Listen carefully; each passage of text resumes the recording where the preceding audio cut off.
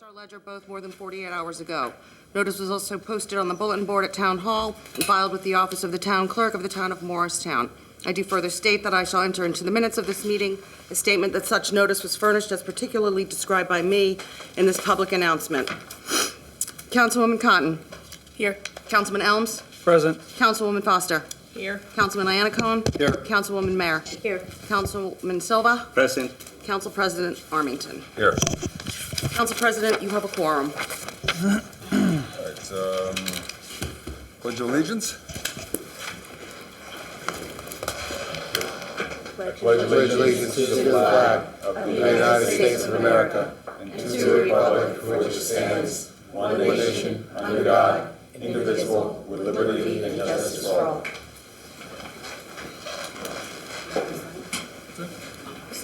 Moment of silence.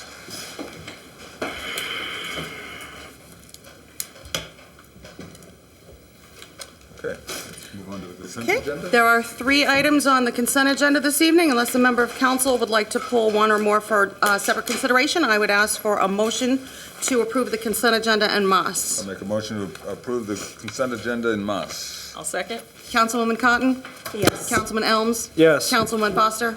Yes. Councilman Iannacone? Yes. Councilwoman Mayer? Yes. Councilman Silva? Yes. Council President Armington? Yes. Motion carries. Okay, now we'll open up to the public hearing. Any comments? Oh, sorry, Allison first. So. Good evening, Council President, members of the Council, Mayor Dougherty, Allison Deeb, Windmill Pond. I'm here on behalf of the Whippany River Watershed Action Committee, otherwise known as WRWAC. I have some more handouts that I'd like to just give to every council member. Thanks, Allison. They're in threes, they're stacks, if you want to. Sure, thank you.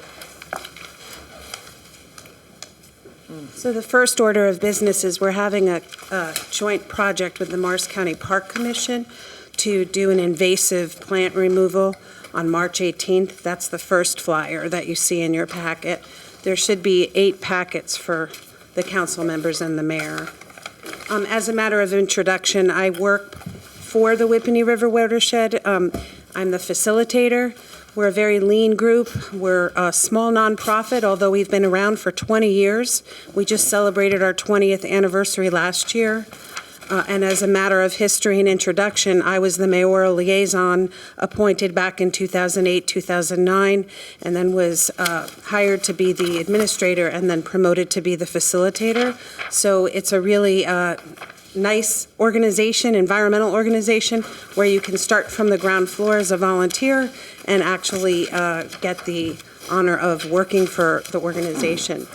So we just celebrated our 20th anniversary last year, and we represent 12 to 14 towns, and these are the towns where the river actually runs above or underground. And so those are the member towns. Morristown is a founding member of this organization. It's a vital member to our group. As you know, the Whippany River runs fluidly down in the Second Ward near Toshiba and near in the park there. It's a beautiful piece of the river, chunk of the river, and we do a cleanup there every year. So the second handout you should see is for the 10th annual cleanup. It's on Saturday, March 21st. We hope for good weather. It is rain or shine. We usually start with an opening prayer by Reverend Williams, and then the mayor usually comes, and we're hoping that the mayor will grace us this year with his presence as well. So I did have a couple of logistics questions, but the last handout is the guest speaker schedule, which we've confirmed through June. We do have, each town is allowed 3 appointees. They're usually done by the mayor, and For example, I was the mayor liaison in 2008 and 2009. Other examples of town representation would be the the DPW, engineers, environmental clean communities people, environmental commission, interested citizens. They don't have to be town officials, but if they're interested citizens interested in the environment, they would be great. And like I said, there's opportunities to grow in the organization. As I started 12 years, and I'm certainly not going to be around in 10 years. So Don Ginsberg served as the mayoral liaison for, I think, 2 or 3 years. I do want to credit Don Ginsberg. He did a fabulous job. I understand he's not serving anymore. He didn't want to request to be reappointed, but I did want to publicly thank him for his service. So that's the first reminder, is that you have 3 appointees.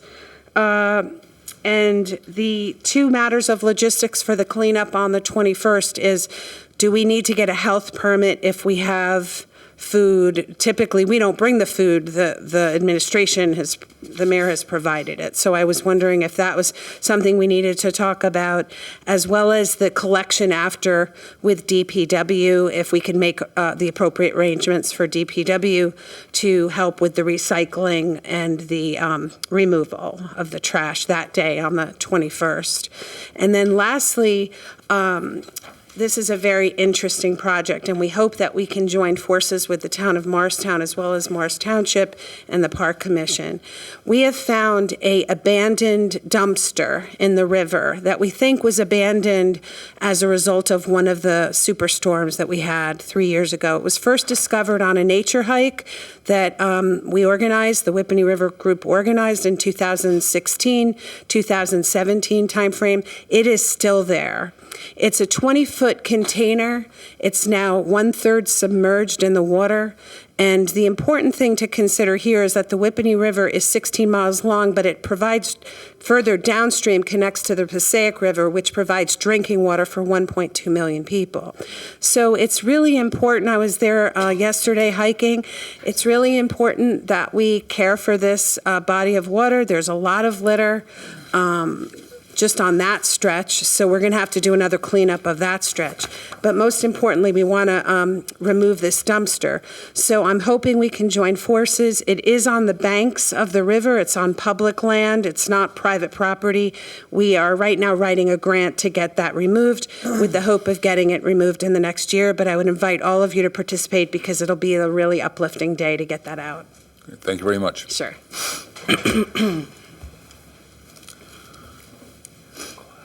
Anyone else? Lorena? Oh, well, let's go with Lorena. Okay, all right. Come on. There we go.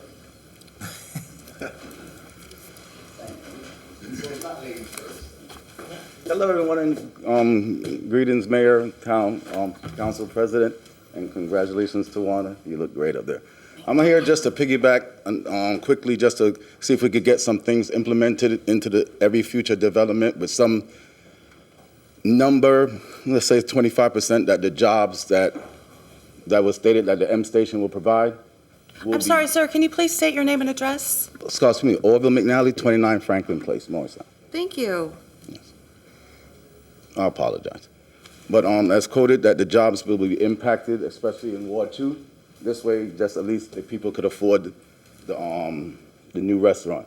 And with the reentry program there that we briefly discussed a couple of times in the past, if we could really now get it focused and in track, it will help everybody in the community with the OSHA. A lot of the guys come out of reentry with OSHA certification, and we could also do that locally.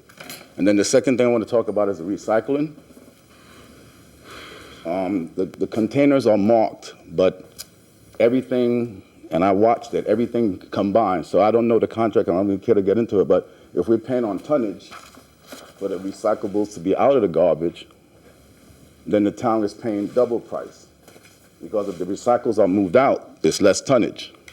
But if the recycles are being included in the garbage, they're not, even though they're being separated in the recyclable cans and the garbage cans, they're being combined. Where? You're talking about the curbside cans? Yes. And especially at the garden, because that's where I do it. So I'm 100% sure that it's Where? at the garden, Early Street. Early Street. Okay. But I will follow up. I just got back from vacation, but I will follow up with Tawana to actually do it in a simple way that we could get it going. Yeah, have, call Tawana, get in touch with me, bring him in, and we'll talk about I like that idea. I like that. But Mayor, that it's in there, that it's not a potential. This is your words. I appreciate your No, words. yeah. The business the administrator, that you said potential bring jobs. That's just one of the words a lot of times that, people don't feel comfortable. But if we put an ordinance and say that X amount of percentages of contracts, subcontractors have to go here in Morristown, I think a lot of more people will start coming on board and looking at the project in a different way. Okay, Thank you. appreciate it. I like that idea. Yeah. Good evening, Lorena Inestroza, 39 Early Street. So I'm going to give you a little backstory. So back in October, during my campaign for Third Ward candidacy, some of the business owners along the Speedwell Avenue corridor were approached by Vera White in her official capacity as a zoning officer. In a nutshell, they were threatened that if they did not remove my signs and billboards and banners, they would be fined daily. So we reached out to the county clerk's office, the Board of Elections, Trenton media outlet that provides the billboard, and we found out that we were in the right and that she had no right to harass them. I subsequently received a phone call from her stating that I had to provide a deposit on a sign that would be up on a business a temporary sign that would be up on a business less than 60 days. When I asked her to provide me with the ordinance, I was given one, but it was not applicable. So that prompted us to file a complaint with Trenton. And within a few hours of this complaint generated by email, we were contacted by the Attorney General's office, an investigator out of a satellite office in Whippany. He came out, we spoke to him, he came out, he spoke to the business owners, and I'm just stating that because of the spirit of transparency. To date, we still stay in contact with this investigator. So this leads me to the next thing, where we come time and time again to these town council meetings. We present our concerns and questions to you, and we get no answers. Or we get replies like, "I've changed my mind, I'm not gonna answer." And that's not gonna cut it with us anymore. We had to file a civil lawsuit against the clerk to release information via Oprah request on a basic non-criminal traffic stop.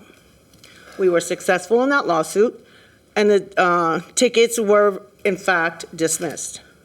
So we questioned last month, I believe, Title 40 regarding the appropriateness of commissioners being on multiple boards. To date, we have not got a response. So I would like to say that we're not going to tolerate, and this is not a threat by any means, we're not going to tolerate non-comments for people. We're not going to tolerate that you don't get back to us. Like, we'll utilize any option that we need to make sure that us, your constituents, get the answers that we need. Thank you. Yeah, come on. Good evening. Angel Vega, 21 Center Ave, Morristown, New Jersey. Guys, I've been a local guy I'm 50 years old. I'm born in Morristown Memorial Hospital. But I just want to tell you, I was also a commissioner. To piggyback on what she had said about commissioners serving dual roles on different things, where you guys appoint these people, I just want you to know I was appointed a commissioner.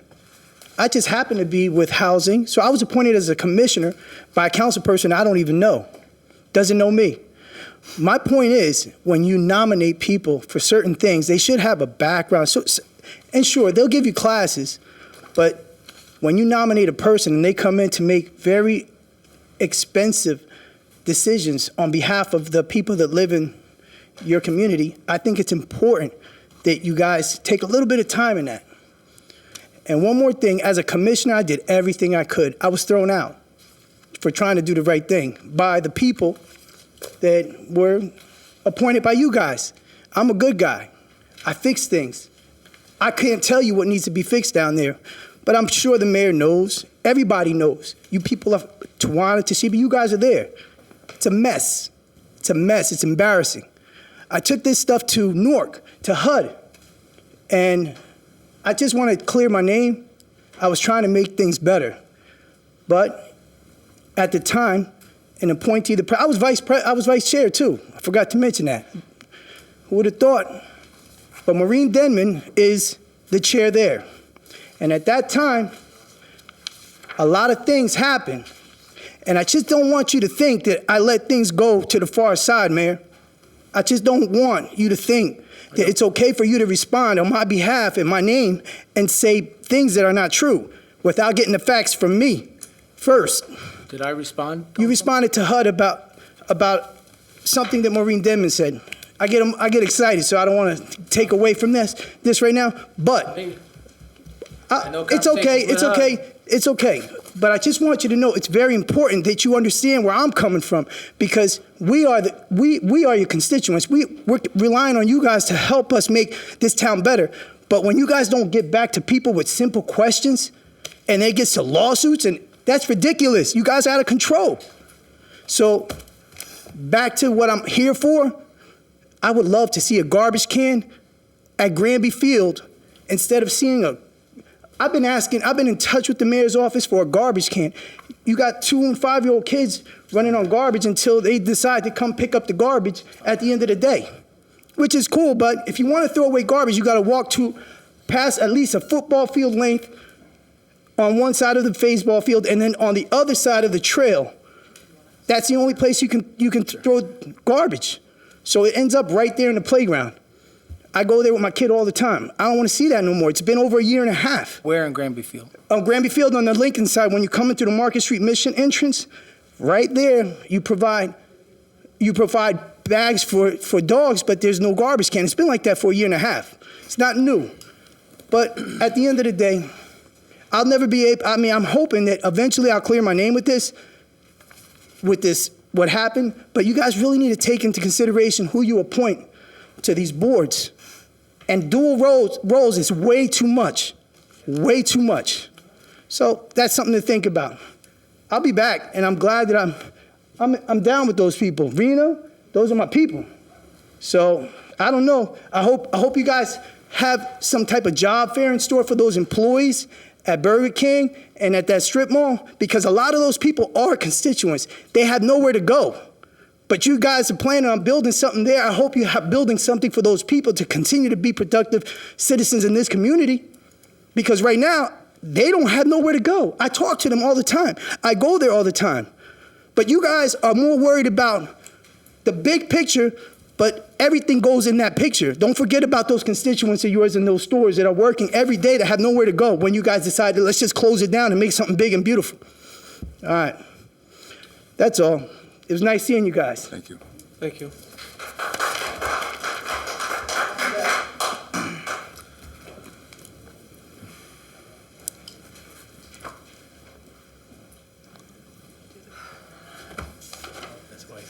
Good evening, Lindsay Holleran, 8 Flagler Street. Do you need me to spell it? No. L-A, no? You don't want to spell my name? Okay. I know I sound like a broken record when it comes to M Station and the lack of representation from the Second Ward during that time. And I don't feel, as a Second Ward resident, I should have to go seek out my council person or my council person at large, that they should come to me and inform me as a resident. Just recently, I found out businesses that were told that they didn't have to move or anything because of M Station were told, oh, y'all got 30 days. Changed our mind.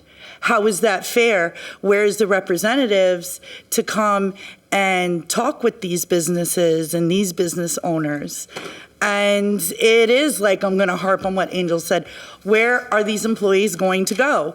Deloitte is an accounting firm. Deloitte is not going to hire someone that's a high school dropout with no degree to make $100,000 a year. Like we're living in a fantasy world, I feel, with this whole M station. It's gonna take years to at least build that road. How long are these roads gonna be closed for? Just to try and watch a fire truck go down Speedwell and Spring Street at 3:30 in the afternoon is painful. It really is, because they can't even get through. They can't even get through. We can't even keep the traffic beacon working properly at Speedwell and Flagler. How are we supposed to keep it well at this fancy new roundabout? Like, I don't understand, and it's like every time they come back with a different plan, which still looks very beautiful, I'm still gonna add, but it's like, okay, so it's no longer 3 buildings, it's just one big building shaped like an L, another small little building, but we still have that parking garage pumping emissions out into the seniors. That's a big concern of mine. It's also a big concern that they are the only affordable establishments in Morristown.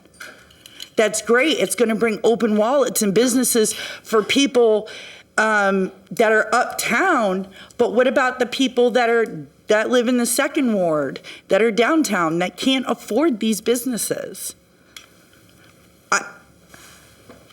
It's so heartbreaking to me, all this development that's going on in Morristown. There's a couple different lawsuits within the town from other developers. What's going to happen? Are we going to bankrupt ourselves trying to become the new Hoboken or the Jetsons? Are we kidding me? People on Martin Luther King and Flagler ain't going to see the sun come up till 9 a.m. with that building there. I mean, let's be realistic here. Where are our children going to be able to go? Businesses that are put in a building like this building aren't going to want our teenagers just sitting around hanging out and skateboarding. Let's be realistic. These people that own that building drive $100,000 cars. What makes them think that they're going to want to see someone like me or my children hanging out up there just trying to just stay out of trouble and, hang with their friends? They're not going to have anywhere to go. Burger King is having a hard time finding a place. That's a 40-year staple in this town. Where else are you going to put it? Where else are you going to put any of these things? That's great. You found a place for the one nail salon, but now Sisters has to go. Even though Sisters was told no, they didn't. You guys have new businesses that have gone in there, like the Cafe Savor. Where's that going to go? That's brand new. And I just feel this town is so overdeveloping so quickly and so fast. We're going to go bankrupt with lawsuits that aren't even needed. I'm sorry I keep on harping on this, but this is gentrification where gentrification isn't needed, and this is gentrification being used as a form of segregation. And I'm sorry, that's what it looks like, because that's what it is. Thank you, guys. Have a good night.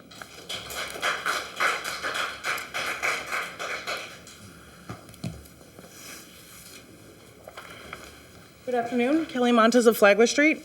I'm here speaking on behalf of myself and the concerned citizens of the Second Ward, many of whom which signed my poll of public opinion on change.org, by the way. And to stay on task, I'm going to read a statement I prepared. In the words of George Kent, you cannot promote principled anti-corruption action without pissing off corrupt people. And in my words, if it don't apply, let it fly. However, in my opinion, preying on the naivety of the residents in an attempt to slip one through the cracks, the administration knowingly chose to conceal the whereabouts of the former Second Ward councilperson, while council considered approval for M Station, one of the biggest redevelopment projects this plan has seen in 35 years. Without a vote by the majority to excuse the absences, the former councilwoman was allowed to participate by phone. By phoning in her participation from her residence in Tampa, Florida, the former councilperson failed to attend and participate in all of the meetings of the governing body for almost 13 weeks, leaving her constituents uninformed, misinformed, and without representation from at least July 2019. By not calling for resignation and by not deeming the seat vacant by operation of law, the town has violated Title 40A 16-3 CNG. With no concern for the Second Ward residents, the council pushed through to approve a plan that would adversely affect the residents unrepresented and has potential long-term negative impact. To date, I have addressed the council numerous times regarding these concerns of impropriety. In fact, after the October 10th M Station initial approval, while a few concerned citizens gathered in the municipal lot, our mayor responded to these accusations by saying, "Leave Hillary alone, it makes you look bad." So, I now believe this to be an attempt to quiet me, as to not interfere with his business dealings regarding Deloitte's relocation effort to Morristown. And it should be noted that in a July 16, 2018 email, reps for Deloitte confidently state that the desire remains to try to locate to Morristown, but South Street is the only location that is acceptable. If we cannot make that happen, the practice is settled on options outside of Morristown. Quote was, "South Street or bust." Additionally, to date, in a dereliction of duty, the Director of Law for our municipality refuses to give interpretation of statute on the record, because by doing so, it would essentially be admitting that the council was negligent and failed to uphold their oath of office, while allowing a major plan proposal to be fast-tracked. Now, let me tell you all why I am still beating a dead horse. Because had the council done the right thing back in July when the lame duck councilperson relocated to Florida, and by calling for resignation or deeming the seat vacant by operation of law, a special appointment or election process would have had to occur, ultimately delaying the council approval process and hindering the chances of sending the application to the planning board in time for an April approval that Deloitte has demanded. Therefore, it is in my opinion that members of the town colluded in the cover-up of the statutory residence and attendance violations in order to gain at the expense of the residents of the Second Ward in an effort to kill affordability. And leaving me with no other alternative, I have filed a complaint against the town with the Professional Standards Unit of the Morris County Prosecutor's Office, and I implore the council to now do the right thing and rescind and table the M Station application from the planning board. Thank you.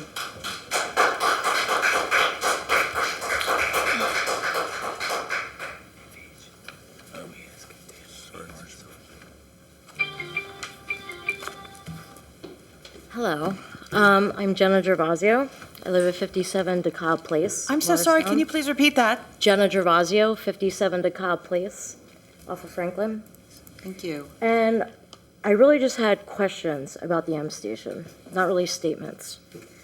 And I'm just wondering, do you guys know what the estimated tax income is to the town for that project? It's the public comment period is not a two-way street. After your comments, or after we close the comment period, if members of the public know, they'll Okay. express that.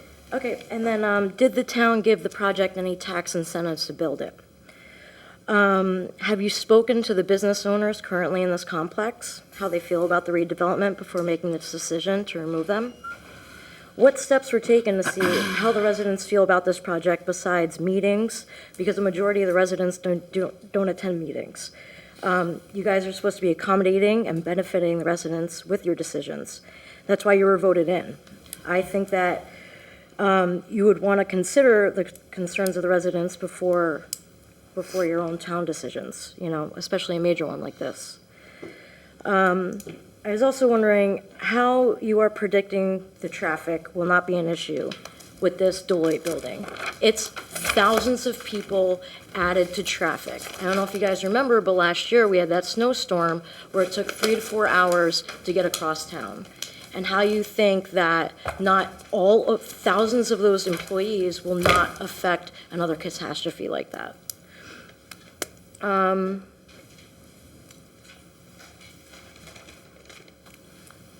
That's it. I'm good. Thank you. Marge?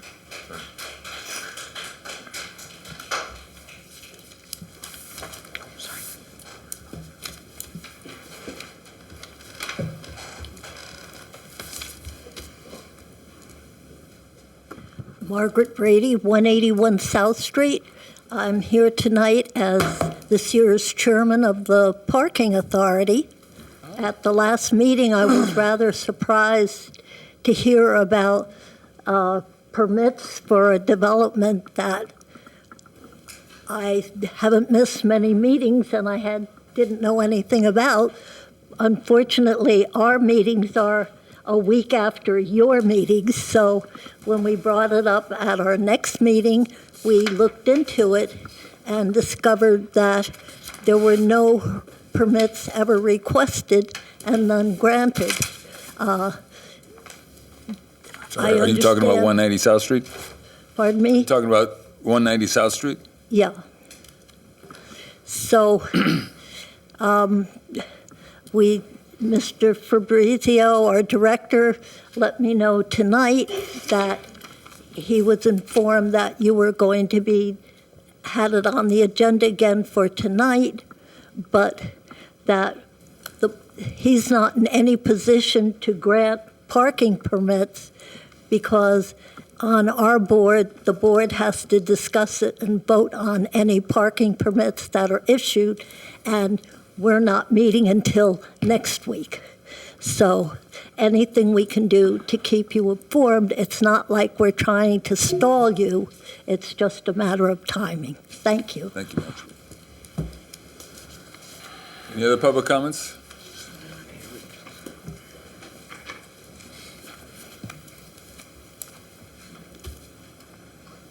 Good evening. Thank you for allowing us to speak. My name is John Williams, 1 Washington Avenue, representing Morris Tenants Association, representing Chapter 14 tenants in the town of Morristown. So as long as we're talking about M Station, our problem with the M Station project is the ownership structure. That is the existence of related parties, and I'm talking about Park Garden Apartments and Beverly Apartments, both regulated under Chapter 14 of the Code of the Town. So recent history has shown that this administration can be expected to sell out the town, as they have for the last 3 years with the Madera 4455 project, and this related party, Jacob Ford Village, LLC, AKA Alistair Morristown. And I do appreciate that Mr. Murphy has shown up. I did have a chance to speak with him, and hopefully we can have a dialogue going forward. So this administration has identified, the core of the issue, this administration has identified something worth tens of millions of dollars to the Chapter 14 property owners, and that is regulatory relief. So the problem is these tens of millions of dollars will come directly out of the pockets of tenants. Many of them are just surviving month to month and would be run out of town with this assault on Morristown affordability. So many people ask me, well, how do we know this? How do we know this is going on? Well, there's 2 reasons. One is we've already seen and talked about the administration's shadow ordinance that they published on the website that directly conflicts with the actual code of the town. We also know this because the administration could easily prove that they are not selling out the town by providing documentation, by responding to legitimate Oprah inquiries, but they refuse. So what I would say to the council is that the onus is clearly on you to stop this administration from selling out the town and killing affordability. So I ask each member of the town council to respond by stating your position on this issue, and I will respond to any comments on the Morris Tenants Association Facebook page later on this evening or tomorrow. Thank you very much. Any other public comments? I'll close the public comment period.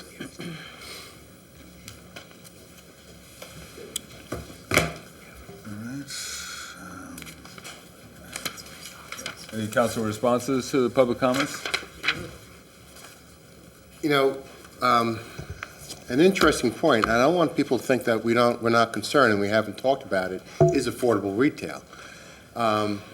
We've talked about that before, and maybe what I can do, because I'm the liaison to the Morristown Partnership. And, you know, we've heard here, and I've heard in other places, that whole question about affordability. But it's a complicated issue. You're not just talking about M Station, you're talking about the availability of space, what's the overall impact on rents. If you create more retail, or you're helping lowering rent, or you're increasing rent because of the cost of covering construction. It's a economic, along with a community issue. So maybe what we can do to kind of move the conversation along. And there are other people that have raised this topic. I've heard it from other council members here about the concern for affordable retail. You know, how do you preserve the businesses that are on Speedwell Avenue that tend to be reused? And in all fairness, I've heard the same concern from our own administration. I've heard this concern. So, but it's a good topic, and it's a topic that probably needs some attention. And give us some time. What I'll do is I will broach the issue with the Morristown Partnership. They are our business leaders. It's a broadly represented group of business people in town, and let's get their thoughts. And let's take a look at what we might be doing about affordability. You know, the other question you raised, and it's an ancillary question, is to what degree do the businesses in town employ people who live in town? You know, I'll point out, you know, I know many people who work at Morristown Hospital. You know, it's great to have that employer in town because of the variety of jobs and the opportunities that it creates for the residents of this job, of our town. But that also can be addressed with the partnership. To what degree do they hire locally? I think we might all be surprised, and I don't think you are surprised, because I think, you know, by your own observation, several of the people that work in the Morris Plaza actually live in town. But you know, there are two good issues that you've brought up, but there are issues that have been raised by this council, by this administration, that we can get some dialogue going, some healthy dialogue going with a group, and I think the group is the partnership, that really is a group with the smarts to really analyze those issues. Any other comments? I heard from two of the residents that there is no response to their comments or questions. As far as I know, every single thing that they have asked has been responded. As a matter of fact, on last meeting, one of the residents spoke about the vacancy or the attendance of council members.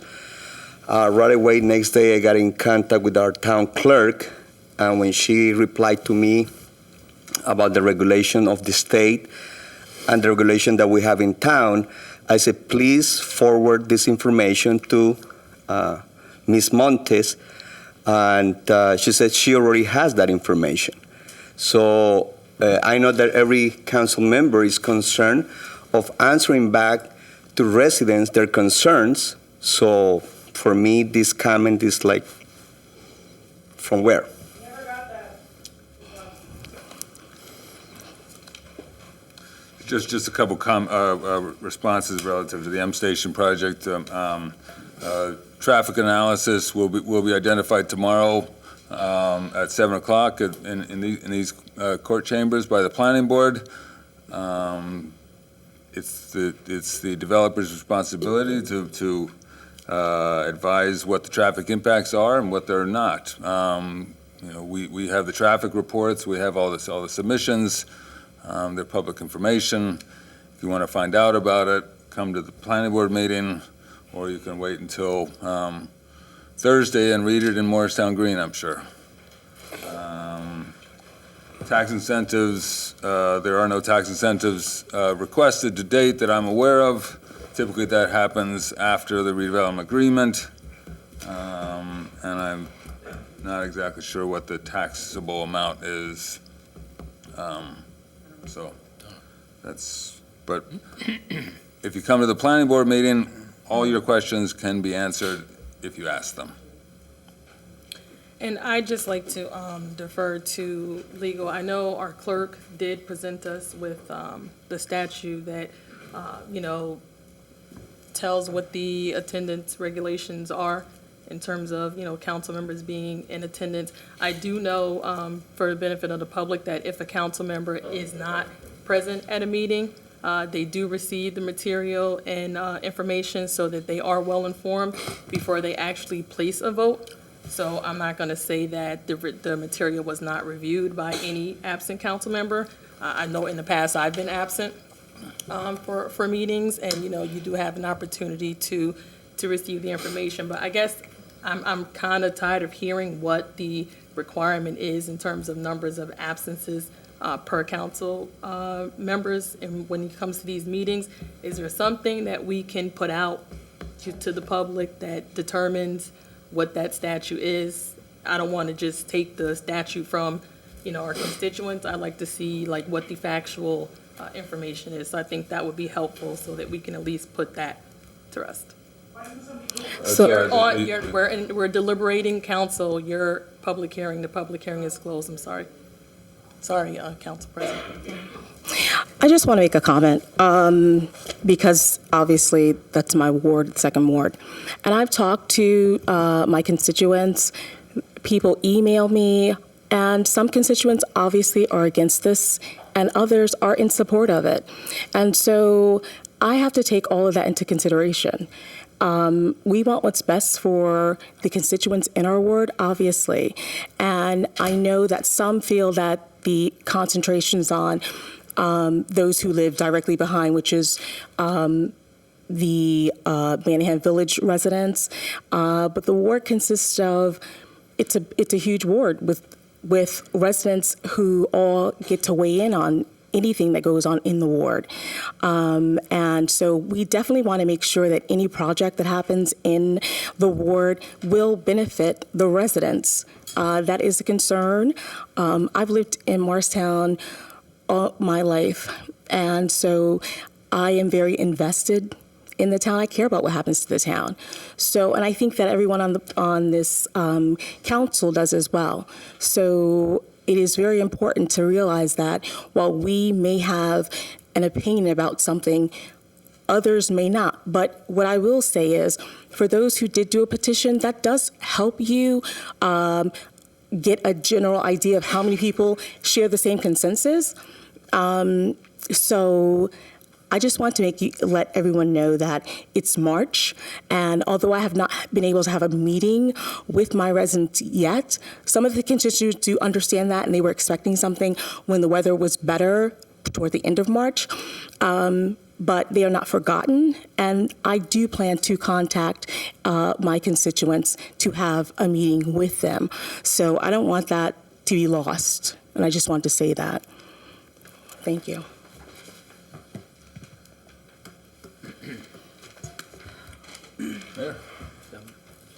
Just have two comments to make. One of the speakers said that I refuse to publicly talk about a specific statute. I have no idea what the speaker is talking about. I don't take directives from the members of the public. If a council member has a question, about a specific ordinance or a statute, I always answer them, and I have taken many of your phone calls. If the speaker was talking about the attendance and OPMA, Open Public Meetings Acts, I think I did discuss it, and calling in is okay. There was a recent case about 2 months ago where in another municipality, council members kicked out a councilman saying that he called into meetings and that was in violation of OPMA, and the judge said that is not accurate, that a council person can call into a meeting.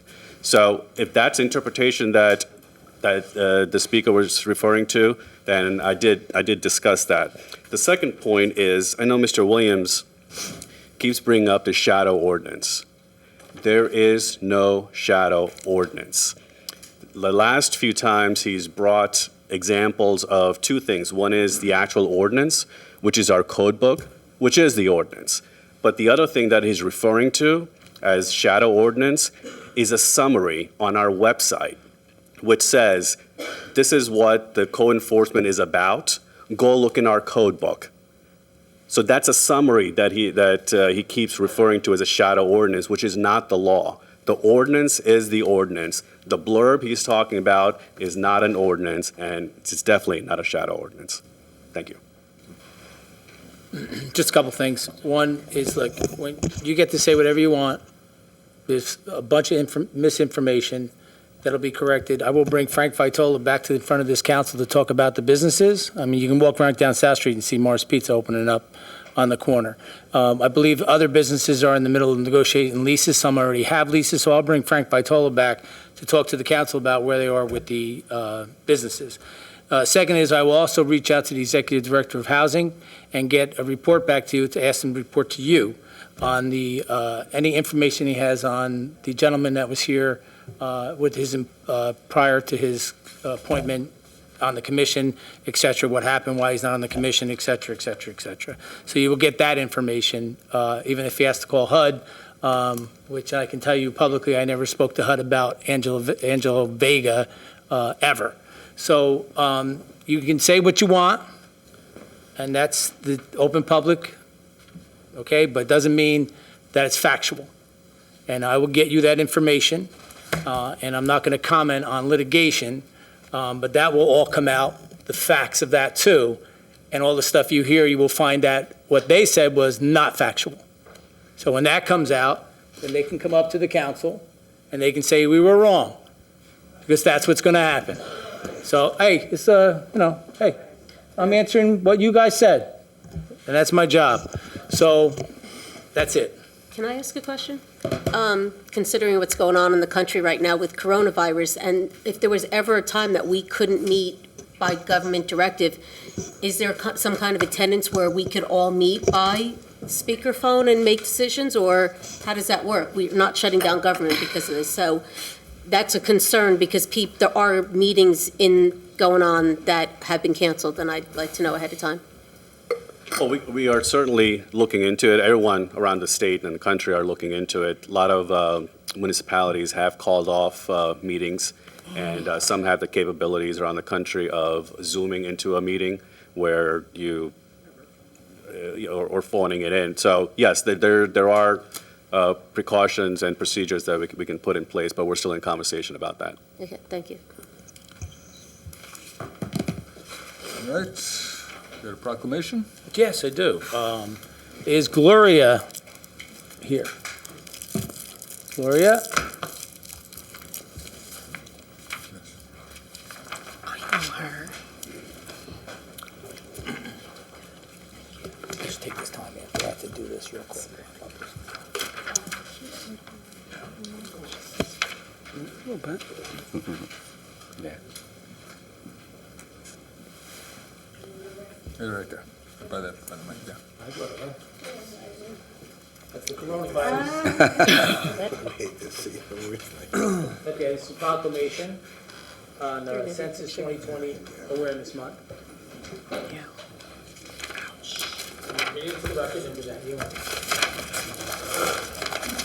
Whereas the U.S. Census Bureau is required by the U.S. Constitution to conduct a count of the population and provides a historic opportunity to help shape the foundation of our society and play an active role in American democracy.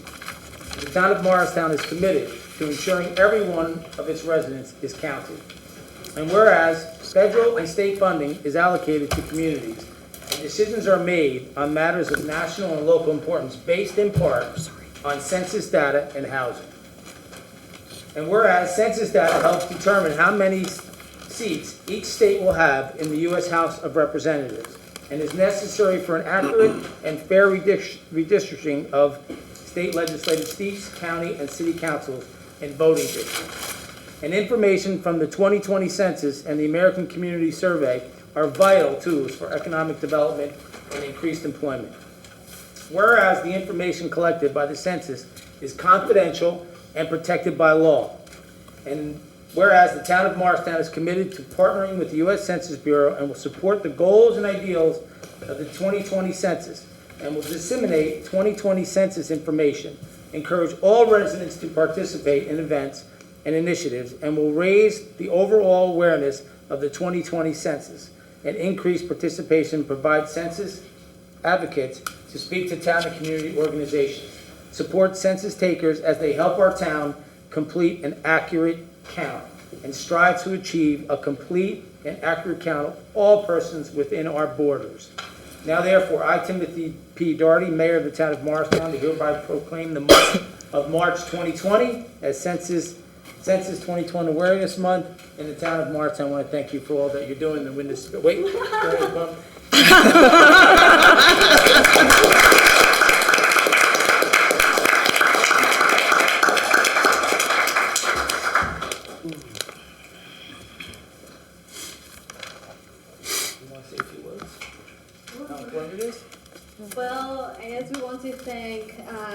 the town of Morristown government for this partnership.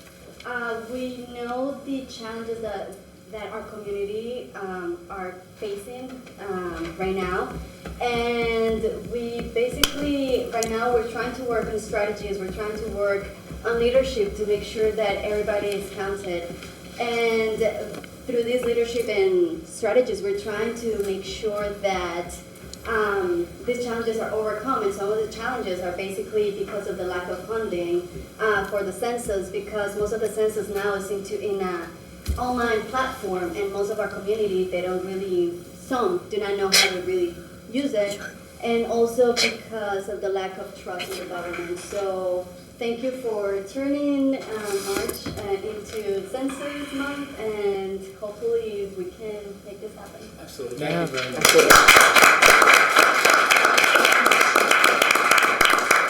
I'll go into my report. Okay? Sure.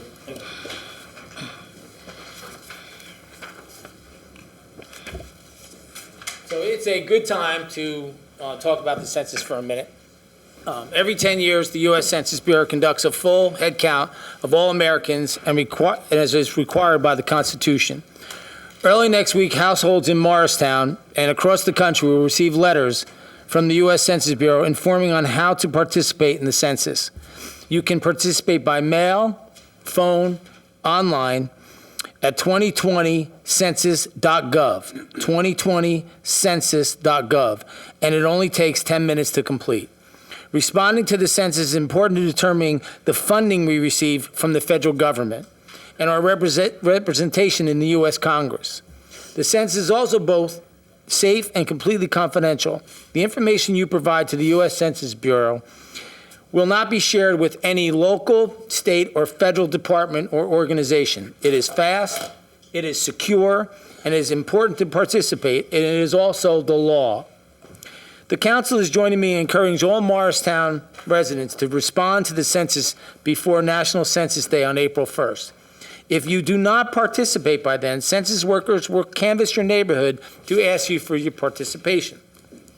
Aside from more accurate congressional representation, participation in the census will also mean Morristown could see more funding and grant opportunities. Our schools, through teacher grants, Head Start programs, and special education. Our daily commutes, determining grants for busing, construction, and road work. And our restoration teams, like the Shade Tree, have access to grants to maintain the natural beauty of our town. It is not just about representation in Congress. It's about what we can accomplish for Morristown. And on Thursday, this Thursday starts the online registration. So it is, again, the online is census, where is it? 2020census.gov, 2020census.gov. Excuse me, Mr. Mayor. I read somewhere that towns are given laptops or computers for people who don't have any. Will we have that, and where will they be, and when will it be happening?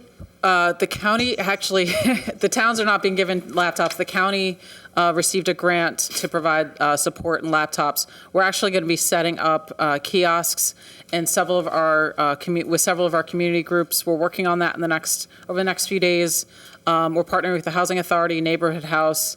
Morristown Public Library, of course, will also be a kiosk location.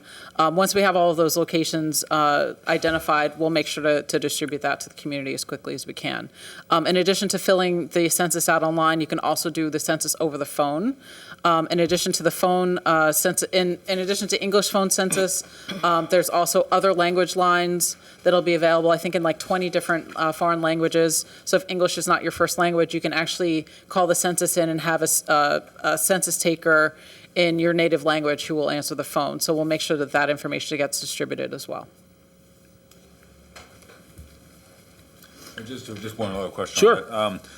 If any resident receives a request census-related that they feel is not legitimate, what should they do? Well, I will tell you exactly, that is a very good question. So it's important to know that the census is not going to ask for your social security number. They're not going to ask you for money. So if you get, or political affiliation, or your citizenship status, none of that will come from the census. So if you get something that is asking for any of that information, it is not an authentic census item. If you have any questions, of course, going online to census.gov is the first line of defense.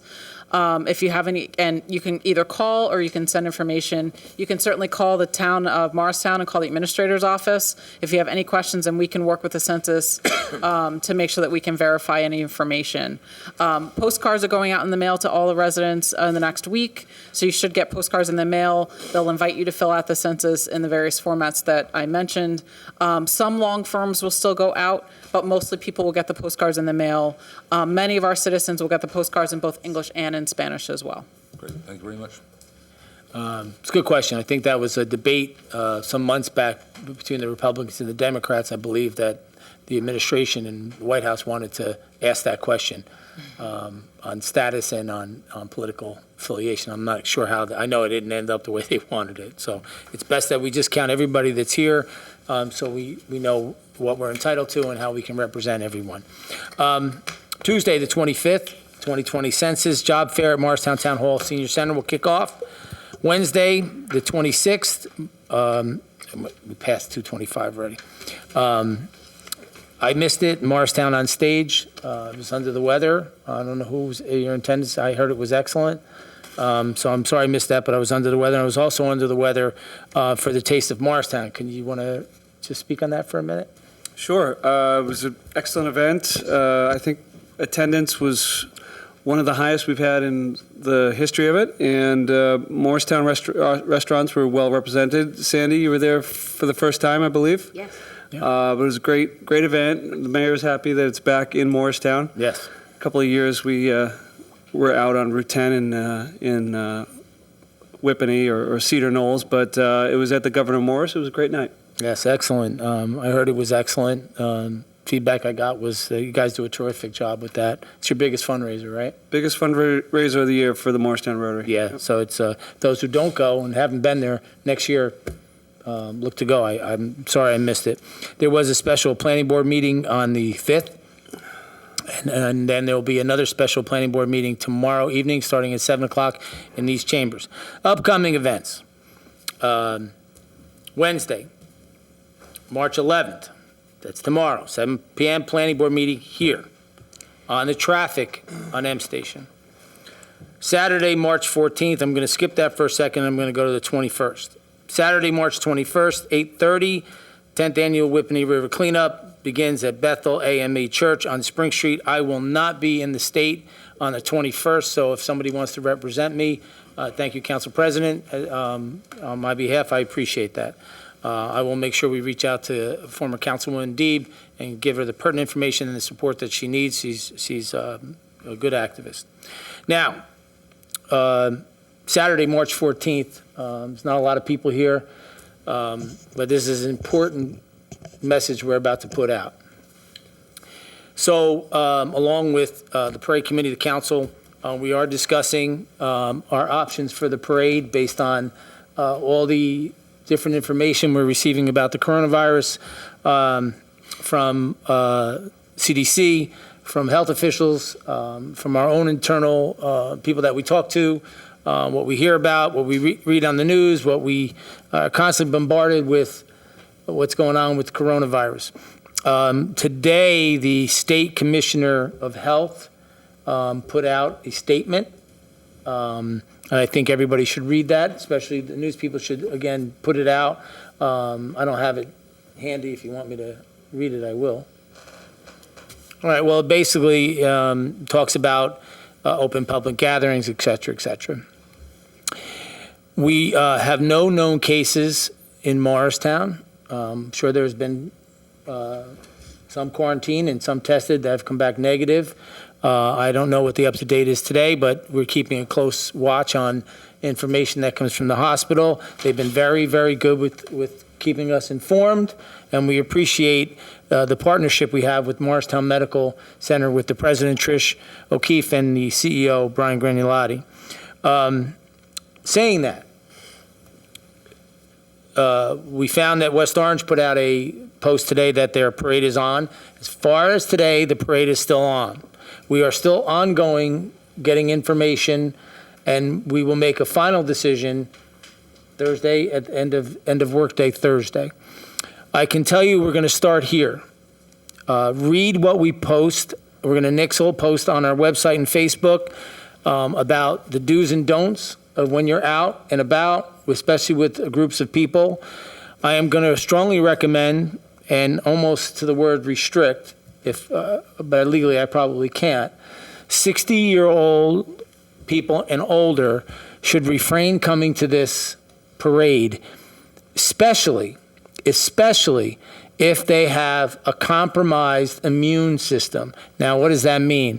Now, I'm going to say, listen, I've asked our council president to stand in for me. I am 61 years old with a heart attack that happened last June, and I've been a diabetic for 25 years.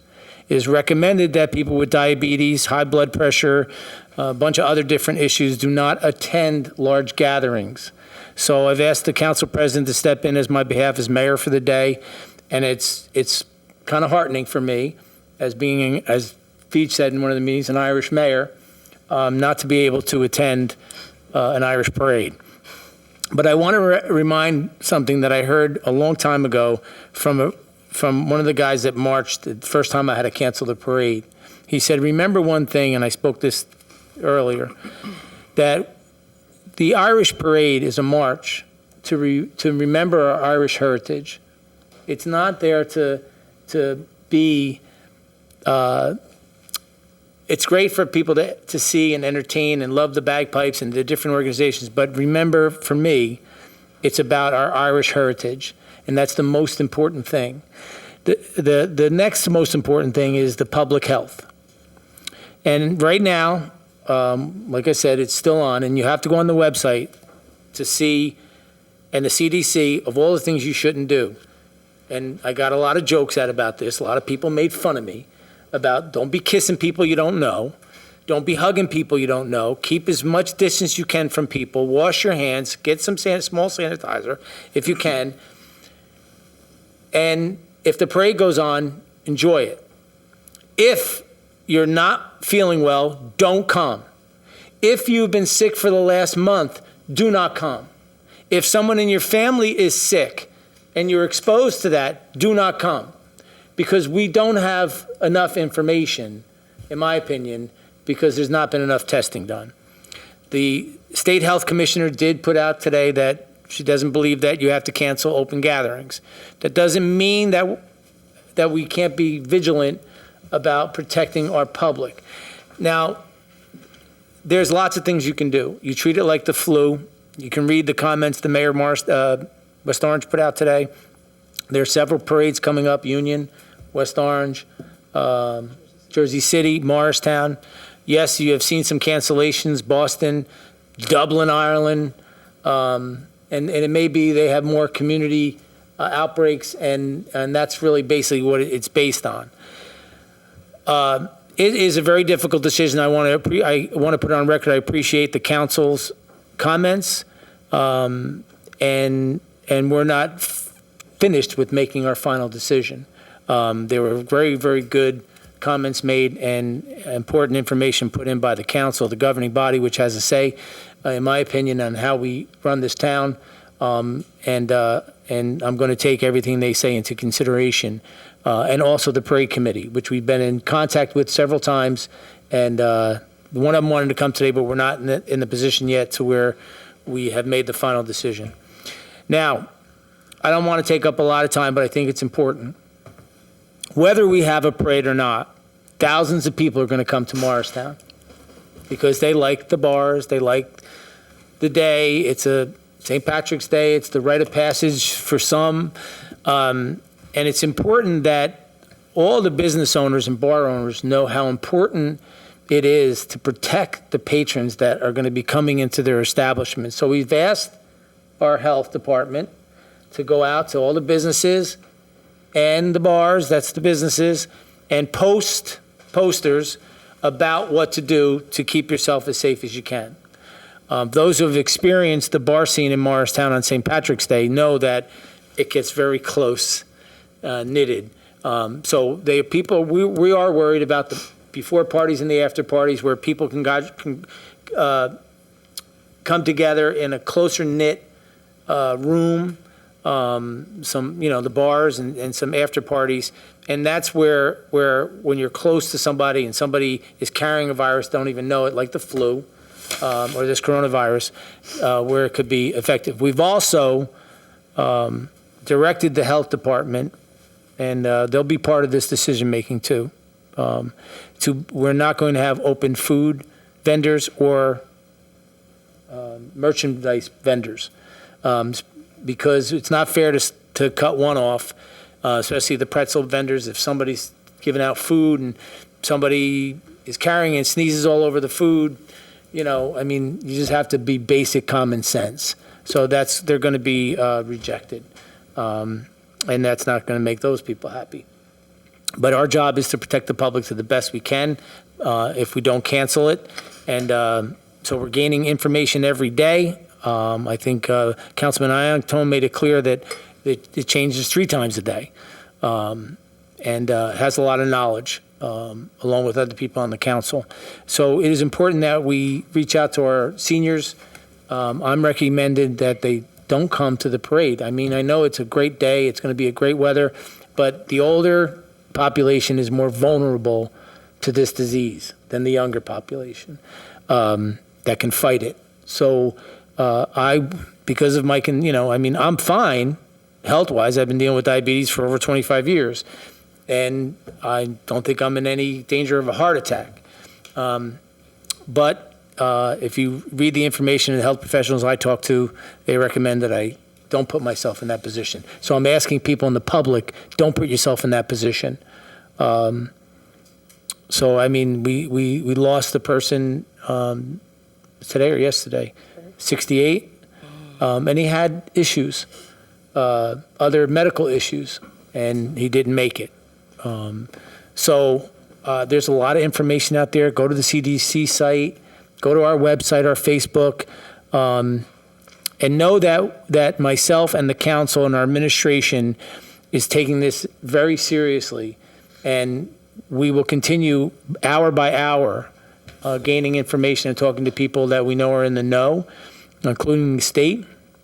But I think the release from the state health commissioner, which is the highest ranking health person in the state, I think you all should read it, basically is not saying that we have to, by state of emergency, close any outside gatherings. I thought when they did the state of emergency, that's what they were saying, but that's not what they're saying, and the state health commissioner clarified that today. So stay tuned. We're going to do everything we can to make sure every person that does come to the parade, if we have it, stays safe, but take the precautions that are recommended, and they're simple steps to follow. And if you don't feel good, don't come. If you're sick in the last few weeks, don't come. If you have any compromise on your immune system or immune system, don't come. If you're coming back from surgeries or different things, you know what? Another year will come. Another St. Patrick's Day will come. And, you're all Irish on that day anyway, so whether you're here or not. So my concern is the businesses, the restaurants, and the bars also on that day get very busy, and our health officer is on it. The county is on it, and we will keep you informed. I do want to open up to any council members that may want to have a comment. We know that you're all going to be talking again tomorrow. We're going to be in contact tomorrow and Thursday, and the final decision will be made Thursday afternoon. That's really about it for that. I don't know if you have any comments, but you want to wait until we get all information. I think it's best to wait. Okay. What else do we have? Anything else, Beach? Anything else? Administrator, legal? Okay, so I would get that, make sure that your constituents are looking at the website, Facebook, and because I know I've gotten emails, there's some concerns, and we take those concerns seriously. Thank you. Okay, council liaison reports? Park Authority doesn't meet till tomorrow morning. On partnership. You're on partnership. Sorry about that. Sheba, when do you meet? We meet, well, the parking authority meets on Tuesday, the Old habit. 17th. I'm sorry, could you repeat that? The Morristown Parking Authority's meeting will take place on Tuesday, March 17th. And Housing Authority will meet on March 30, right? Last Monday of the month. You go to every meeting too? I try. Yes, March 30. Shade Tree meets next Tuesday, the 18th. 17th, sorry.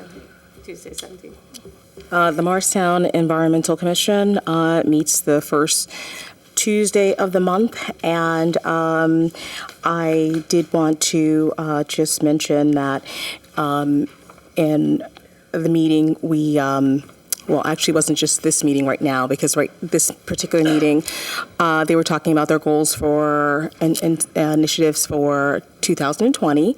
But the previous meeting, they were reviewing the draft templates for the single-use plastic ordinance, and they've worked really hard on it. So I'll be excited to see that ordinance on the agenda. It's a single-use plastic. Real quick, I'll follow up you tomorrow on what the state is doing. Okay. Because once the state passes theirs, it'll supersede our local ordinance. Okay. And I think they went through one of the sides already, right? Peter, are you aware of what's going on with state? But they're still working on it, so it's Still- not completely. Yeah, I'll try to find out their timeline. And if it's a month and a half, if we do an ordinance, it's going to change in Okay. in a month and a half. I'll find out where they're at. Okay, thank you. I appreciate the work that you've all done on I have it.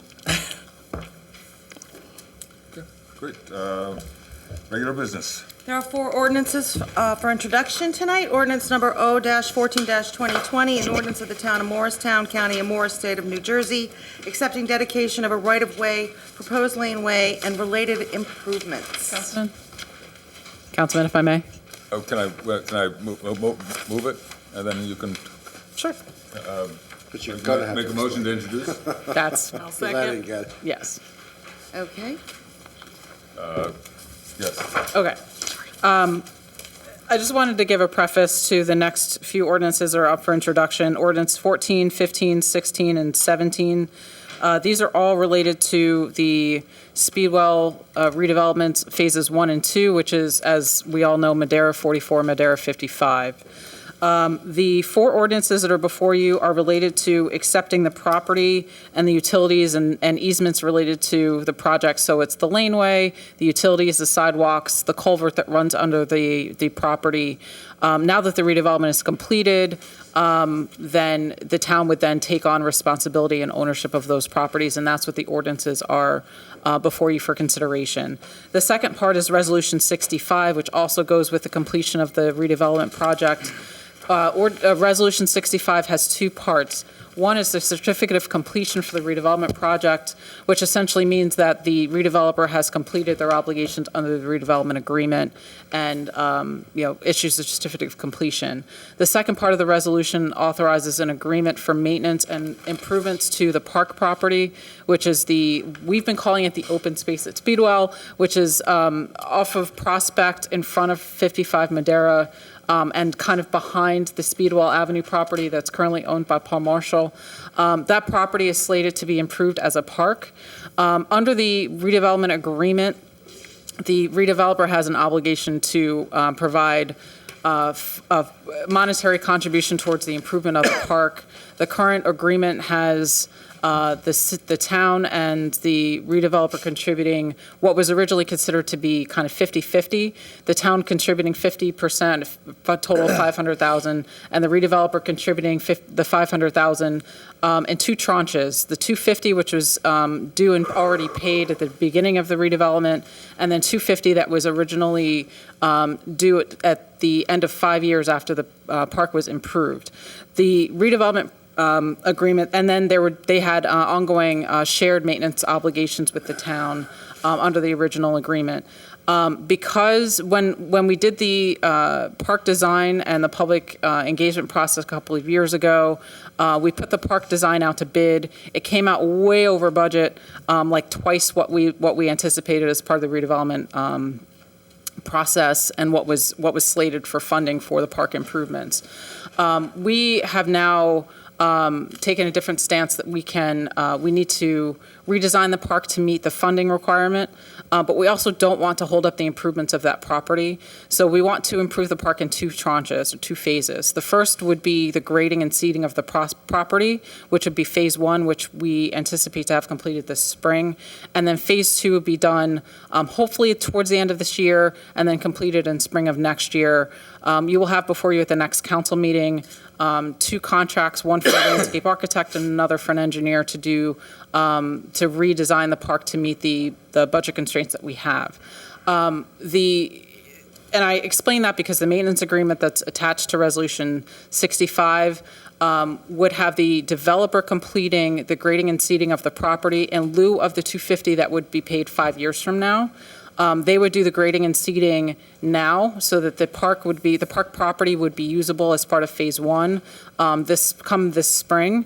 And then while we're doing the redesign of the park property, with the redesign and with the contract that's forthcoming, we will use the feedback we got from the public input process that already was completed, and then we'll go back to the public with the new design that would meet the current funding constraints. We have about $750,000 in our capital budget already from the town's contribution and the developer's contribution on hand to complete phase 2 of the improvements.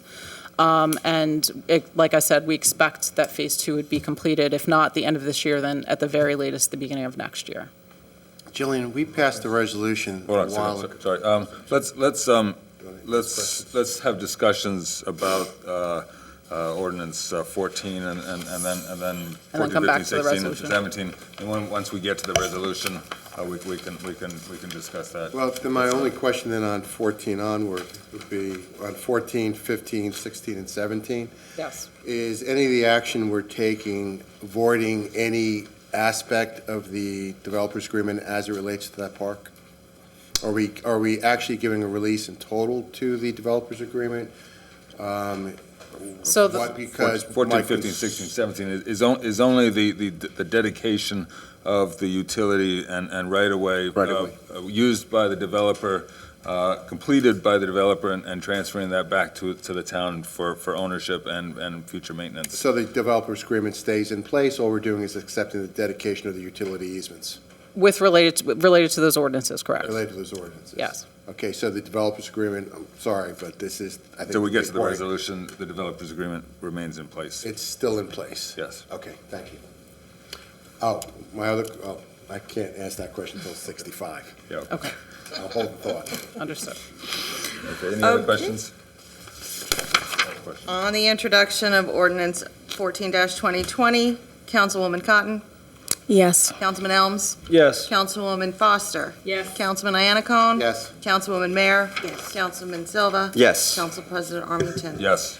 Ordinance O-14-2020 has been introduced properly by title and will be considered further after a public hearing on March 24th.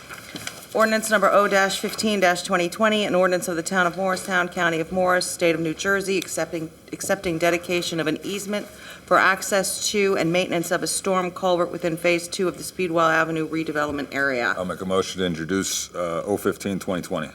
I'll second. Comments, questions?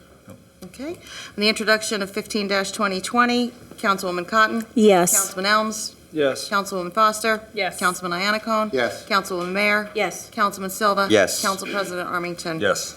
Ordinance O-15-2020 has been properly introduced by title and will be considered further after a public hearing on March 24th.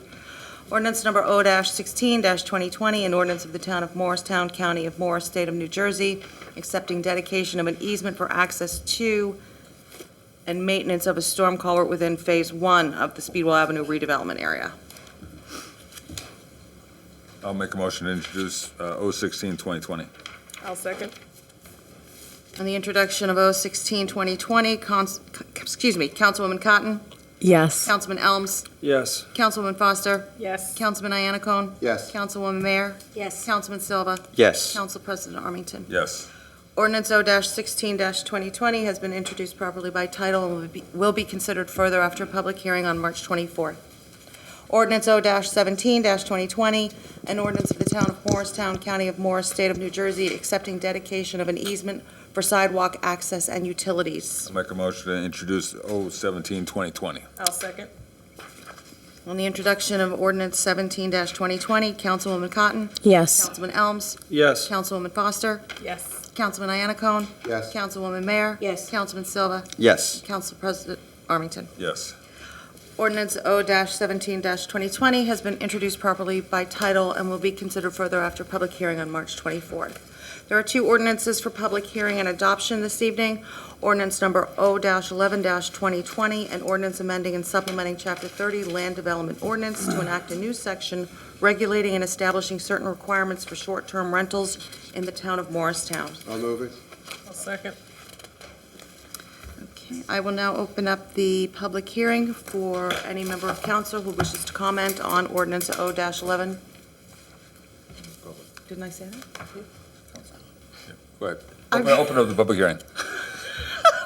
For any member of the public who has a comment on ordinance O-11-2020. Seeing none, I'll close the public hearing. Any comments or questions from council?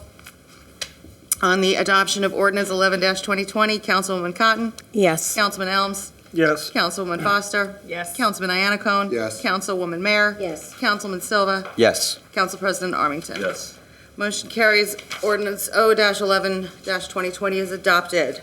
Ordinance O-12-2020, an ordinance of the Town of Morristown and the County of Morris, State of New Jersey, establishing compensation for certain officers and employees of the Town of Morristown. I'll make a motion to introduce or to adopt ordinance number O-12-2020. I'll second it.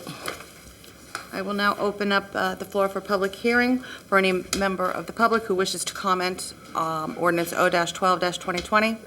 Seeing none, I'll close the public hearing. Comments, questions? No? On the adoption of ordinance O-12-2020, Councilwoman Cotton? Yes. Councilman Elms? Yes. Councilwoman Foster? Yes. Councilman Iannacone? Yes. Councilwoman Mayer? Yes. Councilman Silva? Yes. Council President Armington? Yes.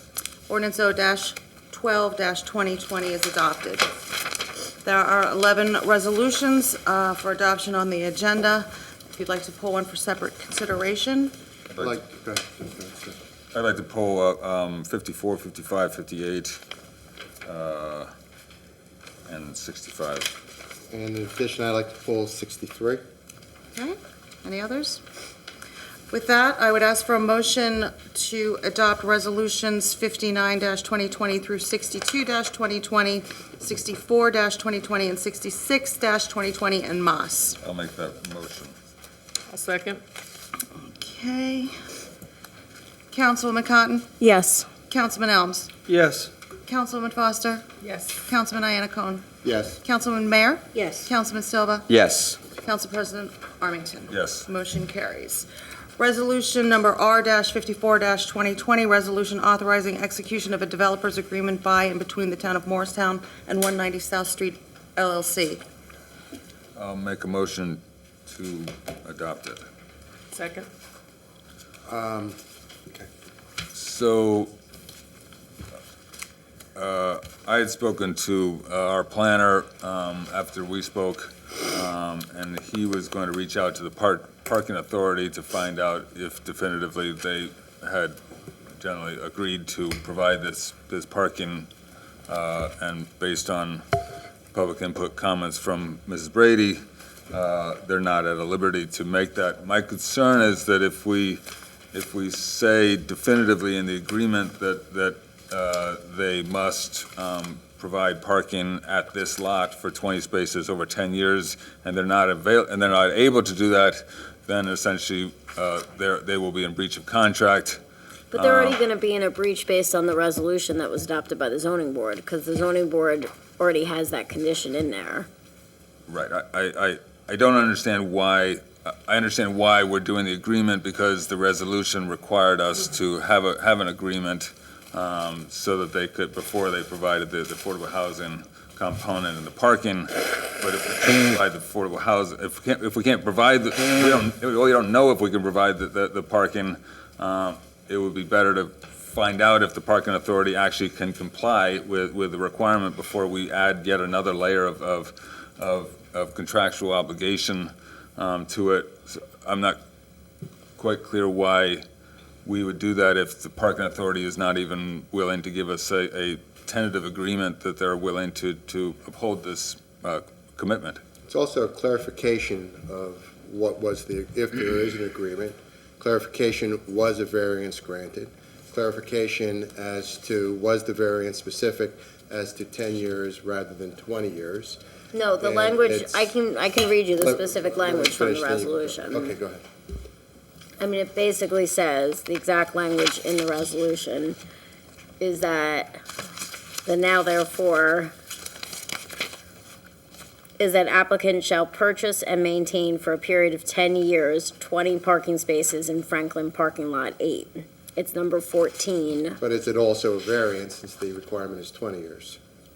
It's a statement that they will provide for 10 years. Is that implicit that it's a What variance? it says, it's for purpose, what the resolution Was the says variance is, requested, it specifically says for requested? preliminary and final site plan approval and variance relief. Was the specific variance outlined in the approval? The planner would have to answer, I don't, I did speak to the planner about the source of the 10 years relative to the 20 years. He had said that the application was heard under the current zoning ordinance, and so I think we would have to, for informational purposes, go back to the minutes of the Board of Adjustment application meeting.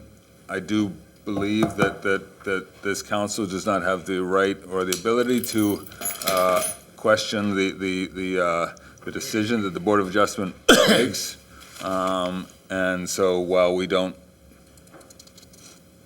have concerns about the decision-making process, I think we can apply lessons learned to future applications. But I am concerned about if the parking authority is not able to satisfy the contractual language that we're trying to approve, why we would do that at this point. We also have the right to clarify what the resolution was of the Board of Adjustment. But the resolution is clear in the And I don't resolution. think it was clear as to whether a specific, I'd like to know what was the underlying requirement. Was it 10, was it 20 years at the time? And was the specific variance requested and actually heard? well, any variance that they requested was heard, because when you read the But you can't resolution. tell me if it was specifically requested. No, I don't know if that was a specific variance that was Need requested, clarification. because it's Was not it cited in the specific? resolution. The only thing, there's a reference in one of the whereas clauses that the applicant seeks the following variance relief for the proposed development, and one of them is minimum parking, 65.5 spaces required, 30 on-site spaces proposed. So there was obviously some acknowledgement of parking. So perhaps there was a reduction, perhaps there was a grant, they granted a reduction in the parking to allow the on-site spaces plus only additional 20 spaces. But Clarification, I think, is still needed. I guess I'd be inclined to table this until after the parking authority has their meeting and they can report back to us. And ideally with recommendations if they're not willing to grant the approval.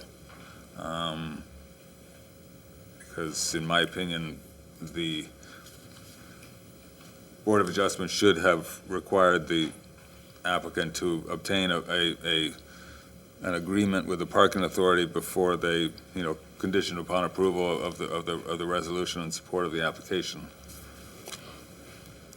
The other thing that I was looking for and I did not see was the precise details of the easement that was granted across the rear parking lot. So I'm wondering. That was done in a separate ordinance. We did But the shouldn't access. shouldn't the details of it be outlined in the developer's agreement? Well, it's subject to a separate agreement. There was an access agreement that was adopted by the council a month, maybe 2 months ago. But we can provide another copy. Okay. So, What, a couple months? It was a while ago. A little while ago. I recall that, because I think I asked for a copy of the withdrawn, whatever. I'd like to amend my motion to table. Yes. Okay, to table 54-2020, Councilwoman Cotton, Yes. Councilman Elms, Yes. Councilwoman Foster, Yes. Councilman Iannacone, Yes. Councilwoman Mayer, Yes. Councilman Silva, Yes. Council President Armington. Yes. Okay. Resolution R-54-2020 is hereby tabled till March 24th meeting. Resolution R-55-2020, resolution authorizing award of contract to Patillo Inc. for the Improved Runway 5-23 Safety Area Construct Phase 4 Construction Project, additive number 1 at the Morristown Municipal Airport in the amount of $1,894,466. I'll move it, make a motion to adopt Resolution R-55. Second. So I did have a conversation with the administration, and the airport did provide the documentation that we had requested at the last meeting by their engineer, essentially certifying that the single bid was in line with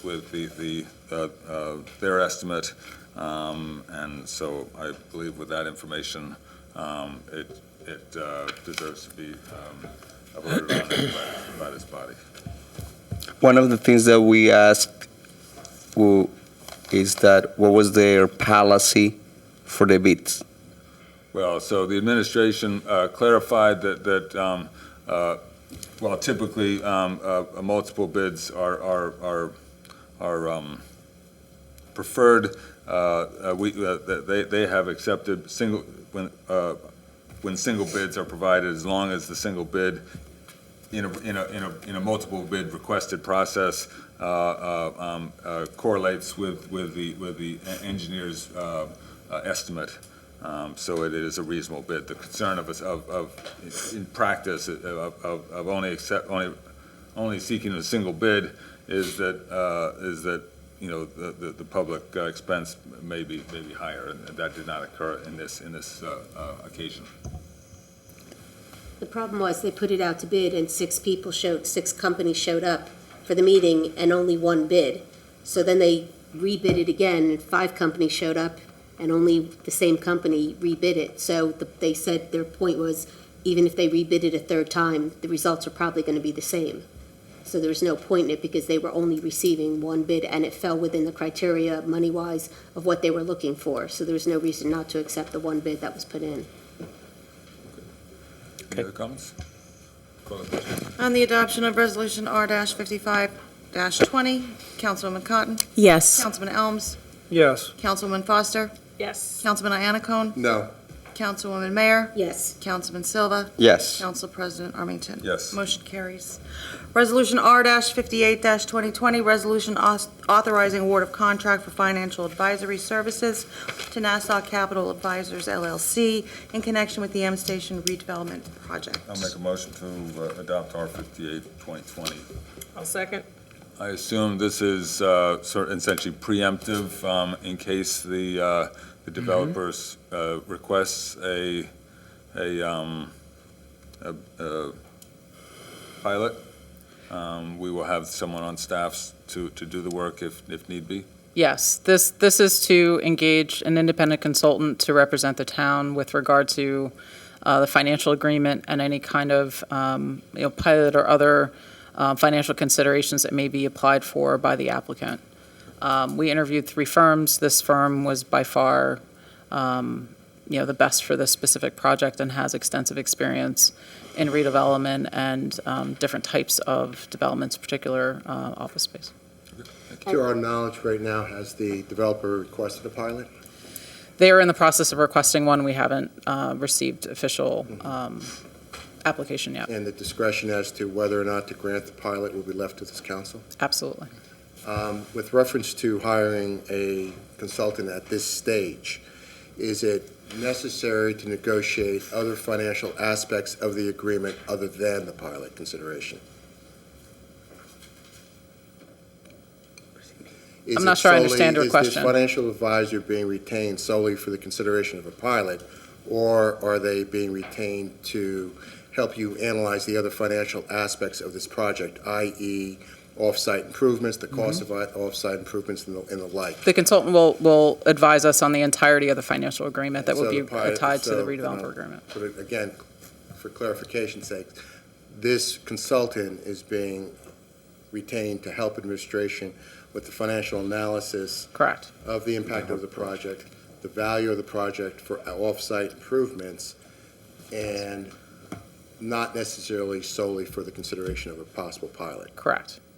And it should be noted in the resolution, just as with the town's engineering, planning, and other professional services, the developer is essentially reimbursing the town for said expenses. Good point. Call the question? Okay.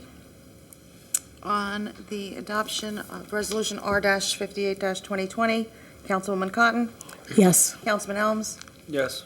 Councilwoman Foster, Yes. Councilman Iannacone. Yes. Councilwoman Mayer, Yes. Councilman Silva, Yes. Council President Armington. Yes. Motion carries.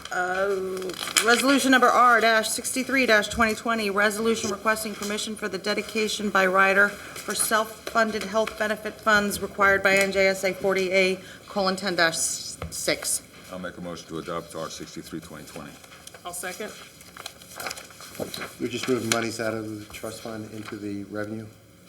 The opposite. We are creating a trust fund specifically for the use of, for health benefits. So this is the reserves you're creating for the expected health benefits, This is the reserve to go along with this, with our self-insured. So we appropriate monies every year to cover the cost of health insurance. This creates a reserve in the event that expenses are more than anticipated. and the reserves aren't in excess, Bless the reserves are not in excess of what you thought was being budgeted? What we budgeted? We're not actually spending more money than we actually anticipated. No, we would only reserve monies that are in excess of what was spent in a prior year. Okay. So does this represent additional costs to the taxpayers? No. No. Okay. Thank you. Correct.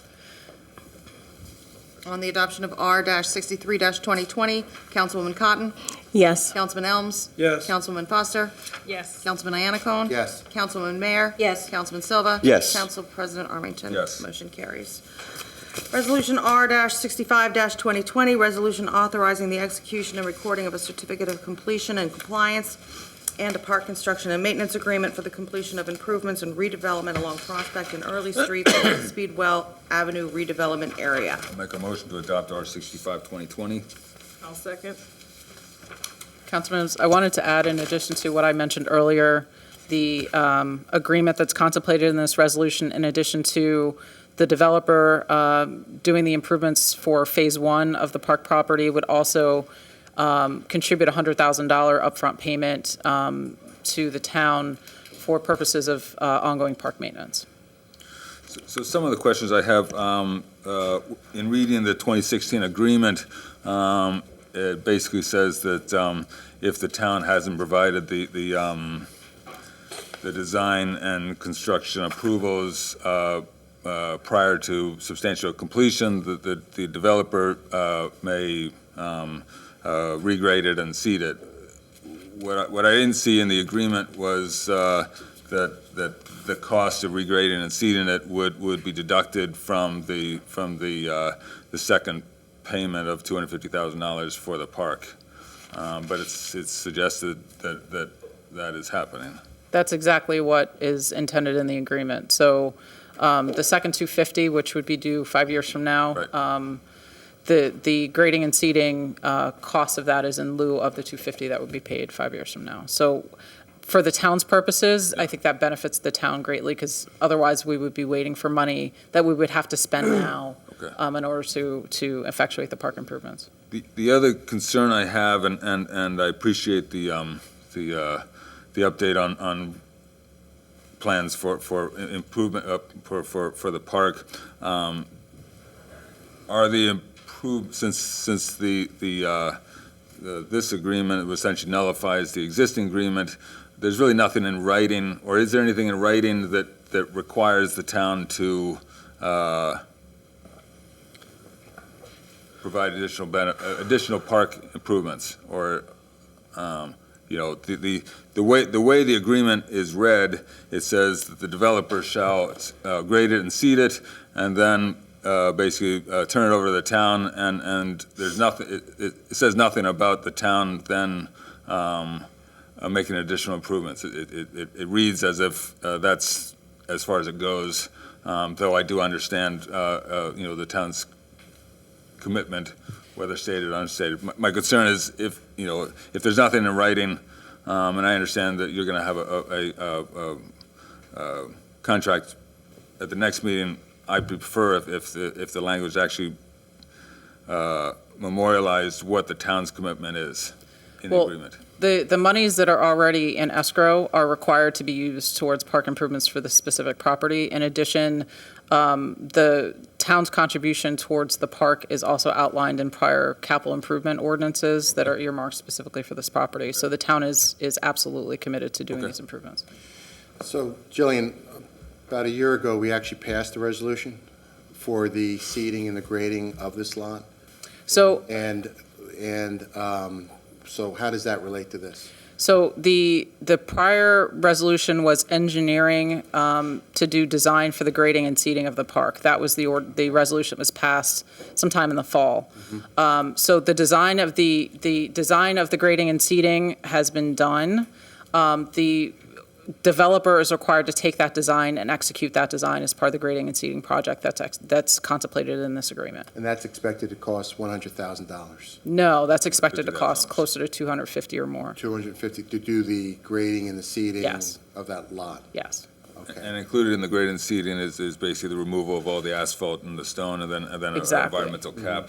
So if we didn't enter into this agreement to have the developer do those improvements, the town would have to bear that expense. So for that $250,000, you have a usable park Exactly. at that stage. Exactly. Okay. The money that's in reserve then, help me with the math, please? Yep. So it was a total of $250 from the developer up front, $250 after 5 years, and the town's contribution was? $500. $500, so it's $1 million, less $250, you still have $750 to improve that. Approximately. And it's all in escrow, and it's all protected money? Yes. Can't be used for anything other than this park? No. Great. One of the elements in the, Good question. I don't recall now if it's in this agreement or if it's in the redevelopment agreement. It says that the park construction cost includes the cost of environmental remediation and environmental cap and soft costs for the LSRP if it wasn't previously included in the Phase 2 redevelopment work. Is that? The developer's bearing the LSRP costs as part of the grading and seeding project. Okay. And that's in the agreement. Okay. All right. Any other questions?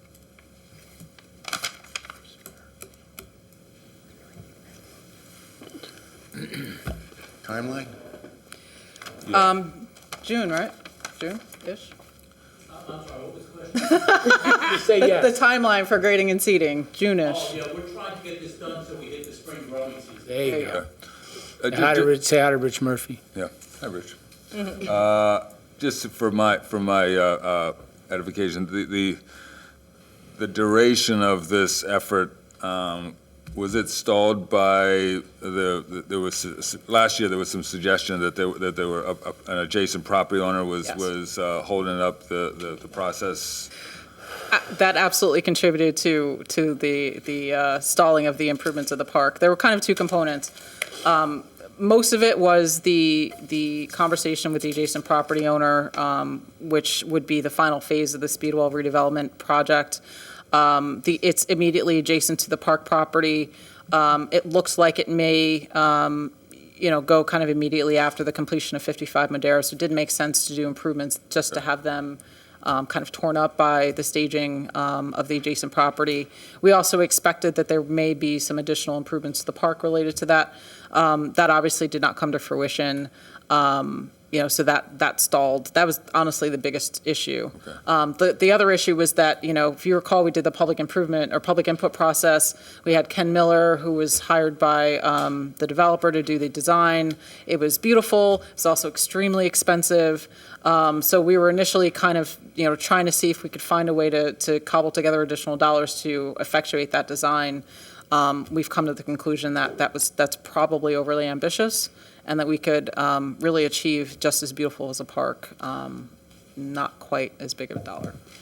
As a somewhat related, at least the original design had a significant, plantings and that would require maintenance. As I understand it, all the maintenance, given the $100,000 contribution by the developer, will be on the town. Correct. And so I look forward to hearing how the town plans to maintain whatever we Was that eventually. always the case? Absolutely. Because during the design, I actually specifically asked that question. Mm-hmm. I asked the question, is the maintenance of the park, because it was an elaborate plan. And I asked the question specifically, who's going to maintain this park? And it was represented to me, at least at that time, that it was the developer. It was originally, the first couple of years was a shared maintenance agreement between the town and the developer, I think for the first 5 years, and then ultimately would come back to the town. And I think it was initially envisioned that the town and the developer may go into like a joint agreement for a maintenance company or something like that. I think that's how the original agreement was envisioned. But I think it's a lot cleaner to just have the town take the responsibility. And if, certainly if DPW is not capable of maintaining the design as it's designed, then we would ultimately entertain maybe hiring a private contractor who does have the capability. But I think that's to be determined once we do have a final design in place.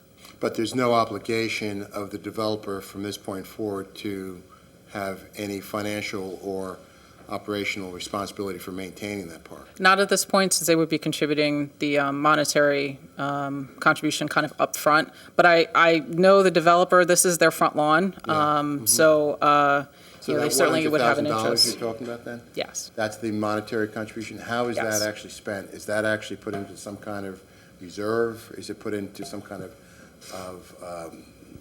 time deposit account? How is that then? Or is it just money that's going to go into operating revenues and spent?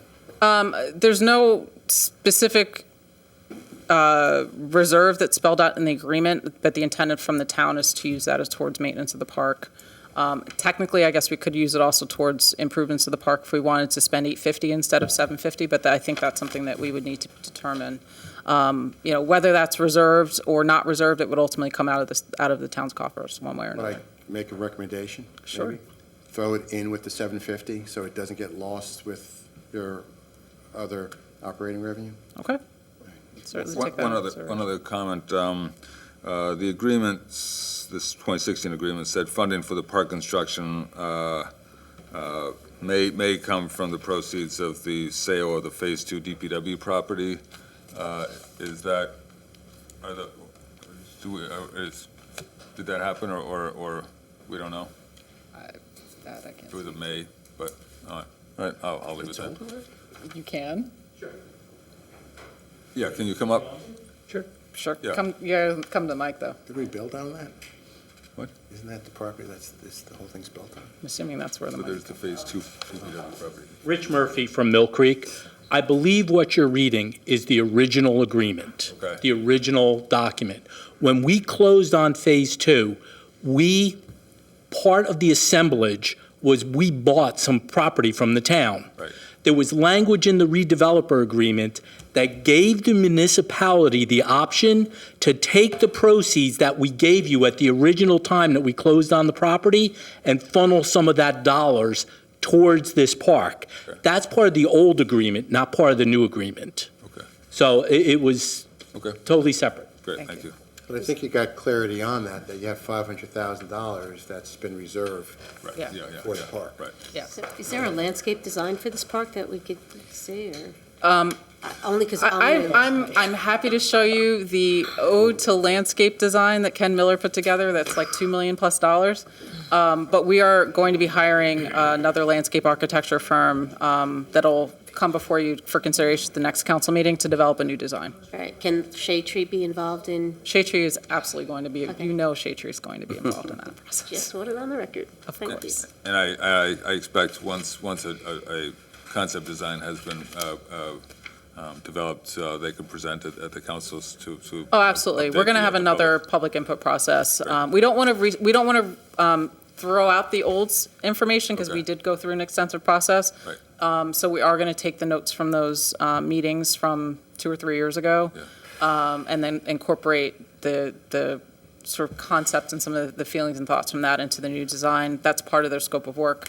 But then once we have some concepts, we'll go back to the community, get some additional feedback. Thank you very much. Any other comment? All right, call the question. On the adoption of Resolution R-65-2020, Councilwoman Cotton? Yes. Councilman Elms? Yes. Councilwoman Foster? Yes. Councilman Iannacone? Yes. Councilwoman Mayer? Yes. Councilman Silva? Yes. Council President Armington? Yes. Motion carries. Okay, no update on unfinished business, no new business. Okay, anything else? Motion to adjourn? Second. All in favor? All in favor? Yeah, aye. You're out. You know, those just thinking.